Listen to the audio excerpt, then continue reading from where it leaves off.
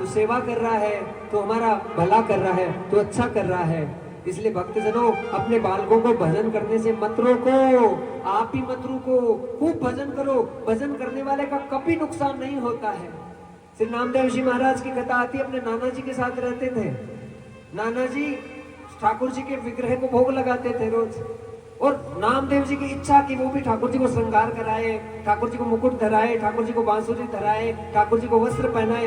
पर नाना जी हमेशा रोक दे, कहा नहीं लाला, नहीं लाला, हाँ तू छोटा है, अभी तुमसे गलती हो जाएगी, त्रुटि हो जाएगी। नामदेव जी रोए, ठाकुर जी मुझे सेवा दे दे। ऐसे ऐसे नामदेव जी छोटे से, सोचो शुरू में भक्ति, पहले से ही जागृत छिन के। नाना जी ने कहा मुझे 3 दिन बाहर जाना है बेटा, आज तू सेवा कर देगा, एक भोग जरूर लगा देना, हमारा लाला दूध पीता है, दूध जरूर पिला देना ठाकुर जी। कहा ठीक है। इतने खुश हो गए नामदेव जी नाना जी को आकर के, नाना जी आप गए नहीं, नाना जी गए नहीं। नाना जी कहने लगे कल जाऊंगा। अब जैसे नाना जी गए, नामदेव जी खुशी का ठिकाना नहीं रहा। ठाकुर जी को बढ़िया से स्नान कराया, पंचामृत से स्नान कराया, बढ़िया बढ़िया मुकुट धराया, अच्छी पोशाक कराई, बढ़िया से तैयार कर दिया। और कहा रे नाना जी ने कहा था दूध पिलाना है ठाकुर जी को।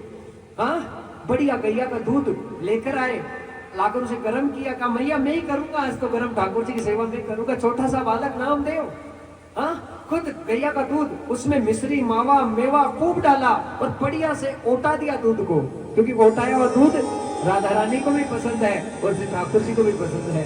हाँ, महाराज बढ़िया से तैयार किया, कटोरा भर के रखा, रख कर कह रहे ठाकुर जी पीवो। अब छोटा सा बालक, उसे लग रहा है कि ठाकुर जी साक्षात आएंगे, आकर पिएंगे।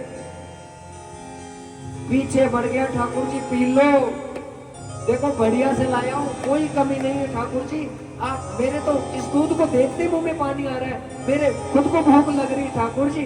हाँ, आप जब तक प्रसाद ना ग्रहण करें तब तक मैं कहां से करूं। और यही भक्त का नियम होना चाहिए, कुछ भी हो जाए बिना भोग लगाए कुछ भी नहीं खाना महाराज। हाँ, बार बार करें ठाकुर जी छीन लो, ठाकुर। अब ठाकुर जी कहाँ आने वाले थे, सुबह से शाम हो गई। छोटा सा नामदेव, घर पे माता जी को भी पता नहीं चला कि भूखे हैं। कहा ठाकुर जी जब तक तो दूध ना पिए तब तक तो मैं कुछ भी खाने वाला नहीं।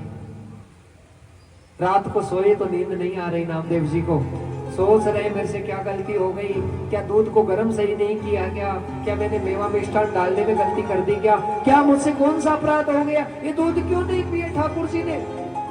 दूसरे दिन दोबारा दूध लाए, वापस तैयार किया, वापस रखा, पूरा दिन बीत गया, वापस रात हो गई, दूध नहीं पिया, टेंशन, रोटी नहीं खाई महाराज, ना पानी पिया।